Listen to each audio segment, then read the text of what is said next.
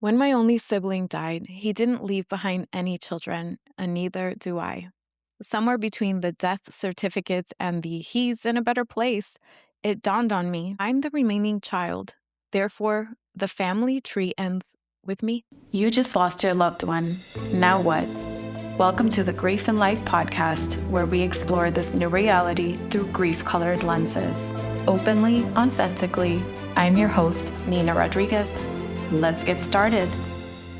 If you've been following my work for a while, then you know that I have been a contributor to Get Griefy Magazine, which is an amazing magazine created by a fellow member of the grief community, if you will, of creators. Her name is Kara Sanchez, and she has created and curated a beautiful space for grievers. So if you haven't heard of Get Griefy Magazine, I'll link all the information in the show notes. This month, we're talking about issues and things related to grief that are typically experienced by women. So when I was thinking about what to write, I realized that my experience as a woman has been a little different. So I decided to write for the people who have not had children, whether it is by circumstance or by choice, because one day after the loss of my brother, I realized that the family tree ends with me. And that was a really heavy burden to carry. So without further delay, I'm going to read the article that I wrote for Get Griefy Magazine because I do feel that it's a message that deserves to be heard. So if you resonate with it, if you're somebody struggling to find your sense of legacy and place in the world when your life looks a little different, then listen to this episode and share it with somebody who you think might like it.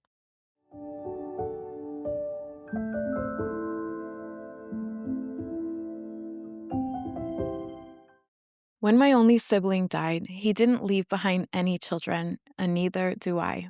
Somewhere between the death certificates and the he's in a better place, it dawned on me I'm the remaining child. Therefore, the family tree ends with me. In the eyes of family tree logic, I became a dead end. The last branch, the full stop at the end of a sentence nobody asked to end. And that felt like a heavy burden to carry. Society has a very tidy story about what a woman's life and legacy should look like.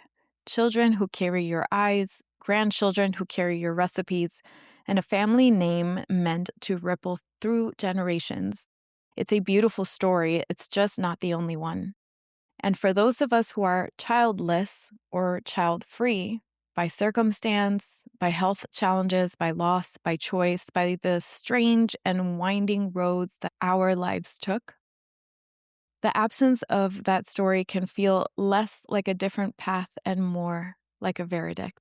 I've been sitting with that verdict, wondering whether it actually belongs to us or whether we inherited it from a world that never quite had room for women like us. But what if legacy wasn't meant to be measured that way? We talk about family trees as if growth only counts when it extends to the next generation, as if continuation must look like replication, as if permanence is the goal. But permanence has always been an illusion. In time, everything changes and fades. Even today, a lost password, an obsolete platform, a corrupted drive, and there go years' worth of preserved memories. We stream instead of own. We store our memories in corporate clouds. Entire lives now exist in formats that may not be accessible in 50 years. The promise of being remembered was never as stable as we imagined. So perhaps the deeper fear isn't that the family tree ends. Perhaps it's that we are taught our worth depends on being extended. Women especially have been conditioned to equate legacy with reproduction, whether biological or otherwise, to nurture, to pass down, to ensure continuity. If you do not produce the next branch, the cultural script implies that you have opted out of meaning itself, and you are treated as such. But legacy is not the same thing as lineage. Lineage is a biological continuation. Legacy is a relational transmission. One moves downward, the other one moves outward. What if legacy is less about who carries your family name and more about who carries your influence? less about who inherits your eyes and more about who inherits your courage. Less about being remembered in records and more about being felt in rooms you once entered. Think about the people who shaped you who are not related by blood. A teacher who changed how you see yourself, a colleague who modeled leadership without diminishing herself, an aunt, a neighbor, a mentor who lived fully in her own skin, and without ever saying so, gave you permission to do the same. They may not be etched in your genealogy chart, but they live in your behavior, your tone, your decisions. They ripple outward through you, and that is legacy. When I say the family tree ends with me, I am speaking the language of lineage. But when I look at the actual life, the conversations that I've held, the spaces that I've created, the humans who have thanked me for helping them through, I see the ripple effect of my existence echoing through eternity. Grief has a way of clarifying this. When someone dies, what remains is not their DNA, it's their imprint. The way that they laughed, the way that they showed up, the way that they made you braver, softer, and more honest. You carry them not in your cells, but in your choices, and you do the same for others, whether you realize it or not. The myth of being remembered assumes legacy requires recognition, a name spoken generations from now, a photograph labeled correctly, a story told accurately. But what if being remembered is not the point?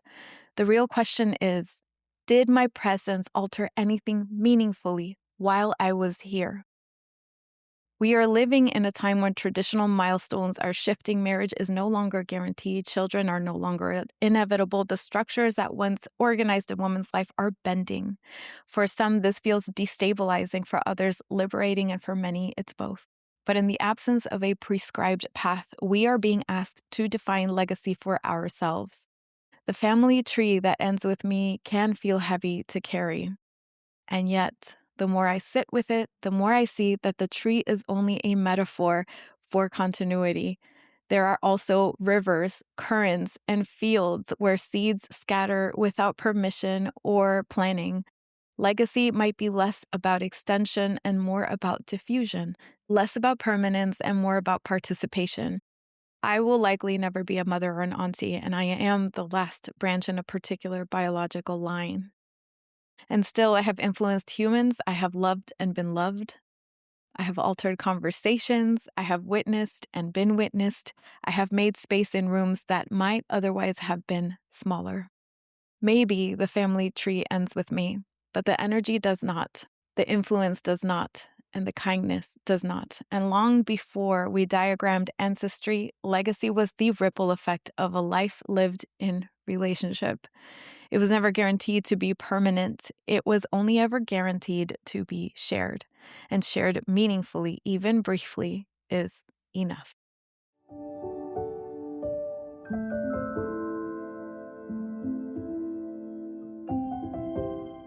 I hope this resonated with you. If it did, my invitation is to reframe how you view legacy, how you view your role in the world. We place so much intention on the need for continuity, and yet if we zoom out and we look at timelines over hundreds of years, the continuity is broken over and over again, and yet the ripple effect of somebody's life is still echoing today. So if you want to be remembered any one particular way, what would that be? What would that look like today? How does your life echo in the lives of others just by the way in which you exist? I'll leave you with that, and I'll see you in the next episode. That's it for today's episode. Be sure to subscribe to the Grief and Light podcast.